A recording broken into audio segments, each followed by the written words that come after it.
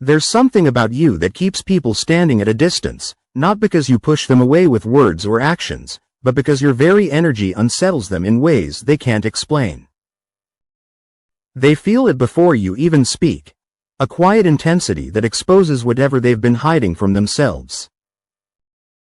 It's not your fault. You don't choose it. It's the way your presence works. Truth without permission, depth without warning, light that reveals every shadow it touches. And that, my dear INFJ, is why they can't come near you.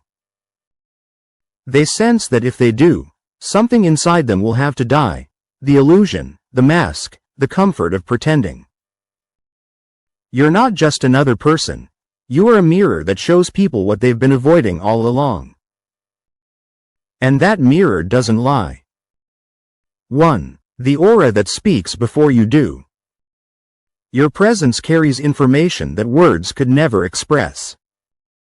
Before you open your mouth, people already know you're not like them. It's not superiority, it's frequency. You operate on emotional wavelengths most people can't sustain. When they look into your eyes, they don't just see a person. They feel the weight of your awareness pressing against their walls. This is the invisible reason people fidget around you, laugh too loudly, or suddenly change the subject. Your stillness exposes their chaos.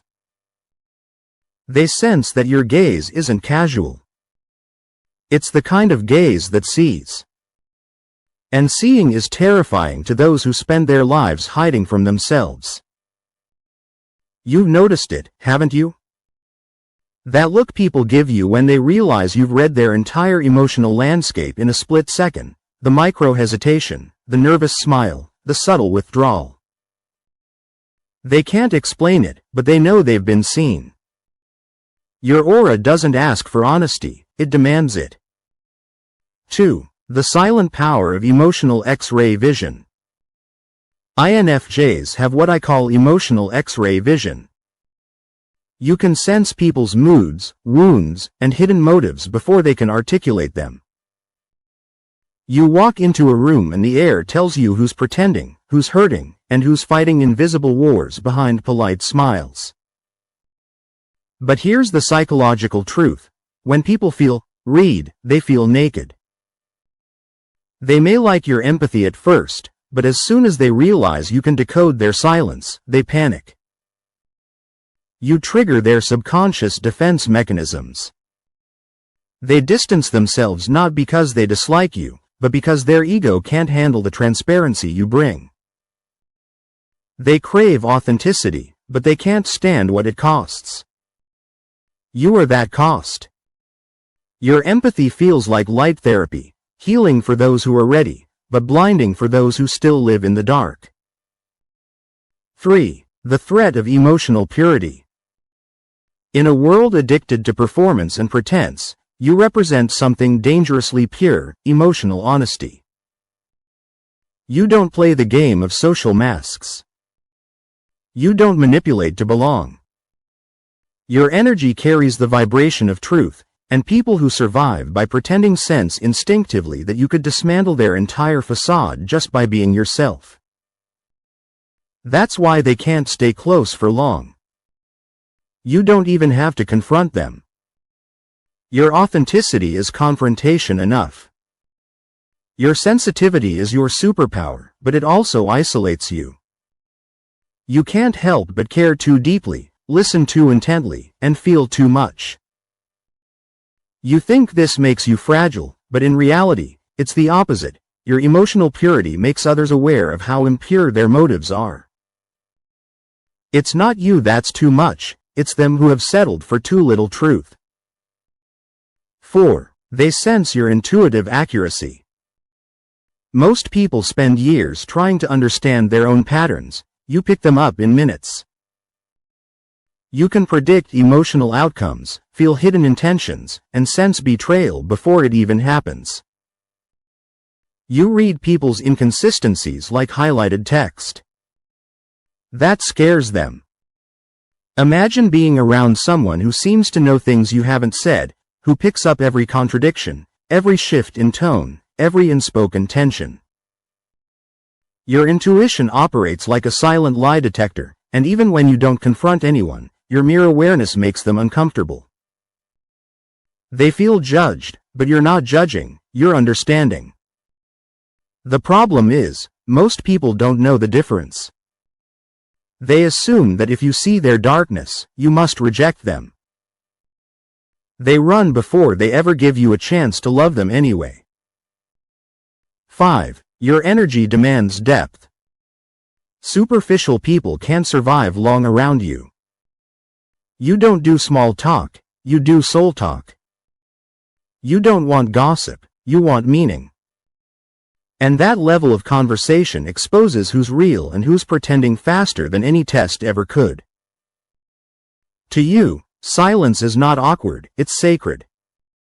But for most, silence is unbearable because it reveals what they don't want to face. Around you, silence becomes a mirror, and mirrors make people nervous. You've probably noticed that many people pull back when things start to get real, when you start asking questions that go beneath the surface, or when your presence makes them feel emotionally accountable. That's not rejection, it's avoidance. You ask for connection in a world addicted to distraction. 6. You reflect hidden shame. Your empathy doesn't just pick up joy and pain, it picks up shame. You sense people's unresolved guilt, their insecurities, their hidden fears of inadequacy. And your quiet acceptance of those emotions makes them face what they've buried. Psychologically, that's disorienting. When someone has built an identity around denial, meeting someone who sees straight through it feels threatening. Your understanding strips away their excuses. It's like standing in front of a mirror that shows the soul instead of the face.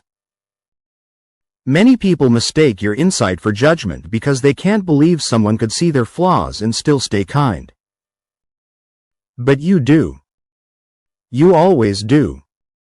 That's your paradox, you expose and heal at the same time.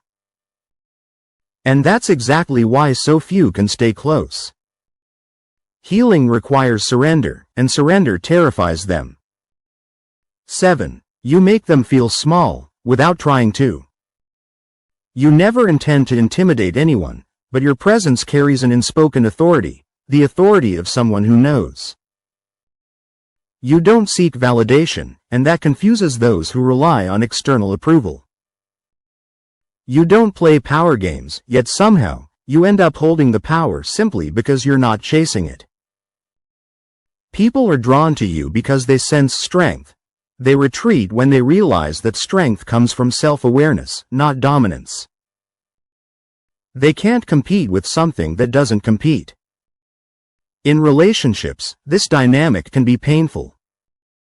You love deeply, but your depth exposes emotional immaturity. Your partners may love your empathy but resent how, together, you seem compared to their chaos. What they don't realize is that your calm is built on years of internal storms they've never survived. 8. Your detachment confuses them. When you finally withdraw, people don't understand it. They thought you'd always be available to listen, to absorb, to heal. But when your boundaries appear, when you stop giving, they feel punished. They don't see that you're protecting your sanity. This is the moment when they realize something else about you. You don't need them. You love deeply, yes, but you can walk away when your soul requires it. That kind of independence terrifies people who equate love with dependence. You move on without anger, and that peace feels like rejection to those who thrive on drama. They expect explosions, closure, chaos, but you give them silence. And silence is far more powerful than any argument could ever be. 9. You trigger their unhealed inner child. Many adults live their lives as wounded children hiding behind adult masks. Your compassion and patience unconsciously remind them of what they never received, genuine understanding. For some, You become a symbol of what's possible, for others, a reminder of what's lost. That duality makes people both drawn to you and afraid of you. You awaken a longing in them they can't satisfy, a need for emotional safety they never learned how to create. So they come close, feel that warmth, and then suddenly retreat when it gets too real. You stir old wounds they didn't even know they still had. To the unhealed, love can feel like danger because it makes them remember every time they were abandoned. 10. You carry a frequency of transformation. Transformation always begins with discomfort, and that's exactly what your energy brings. You are not here to make people comfortable, you are here to make them awake. Subconsciously, people feel that. You're a catalyst for growth disguised as a quiet introvert. Everywhere you go, things shift, energies, moods, dynamics, even people's life choices. Some can handle it, most can't. Your intuitive insights dismantle illusions. Your compassion makes people confront their cruelty. Your silence reveals how loud their inner noise really is. They don't dislike you, they just can't handle you. And that's an entirely different thing. 11. The loneliness of knowing too much. Being this aware comes with a cost. You feel people's motives, their wounds, their contradictions, and it isolates you. You try to blend in, but your radar never turns off. You wish you could unsee, unfeel, unknow, just for a day. But that's not how you're wired. You carry a burden of perception. It's not arrogance, it's exhaustion. You crave connection, yet the moment you sense insincerity, something inside you shuts down. It's not cynicism, it's self-protection. And so, the more awakened you become, the smaller your circle grows, until solitude becomes your sanctuary, not your punishment. 12. The truth behind the distance. They can't come near you because you represent everything they're still running from. Truth, accountability, emotional depth, spiritual awareness. You remind them of the gap between who they are and who they could be. That distance isn't rejection, it's a spiritual boundary. You're vibrating on a level that doesn't resonate with half-awake souls. They may admire you, envy you, or romanticize you, but few can truly meet you where you live. It's lonely, yes. But it's also sacred. Because not everyone is meant to stand in your light. Some are meant only to glimpse it, to be reminded that such light exists.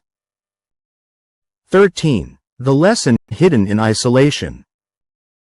The isolation you feel isn't a curse, it's preparation. Every time someone pulls away, it refines your discernment. Every lonely night teaches you that peace doesn't depend on company. Every heartbreak reminds you that your love is too pure to be wasted on those still learning what love even is. You're not meant to be accessible to everyone. You're meant to be understood by the few who can match your vibration. And that kind of connection requires solitude first. Solitude to become the kind of soul that doesn't lower its frequency just to feel less alone. 14. You are the catalyst, not the comfort zone. INFJ, they can't come near you because your presence is an invitation to evolve. You are not a resting place, you are a turning point. People either rise to meet you or retreat to stay the same. Your empathy exposes truth, your silence restores order, and your energy shifts reality. You were never meant to be universally accepted, you were meant to awaken what's asleep. So when people distance themselves, stop asking, "What's wrong with me?" and start recognizing what's right about you. Their retreat is not rejection, it's reverence. It means your frequency is doing exactly what it's meant to do: cleanse, confront, and call forth authenticity. Stand tall in that truth. Protect your energy. Stop shrinking to make yourself more approachable. Because the ones who are truly meant for you won't be scared of your depth, they'll crave it. And when they finally come, you won't have to explain why your presence feels like home. They'll already know.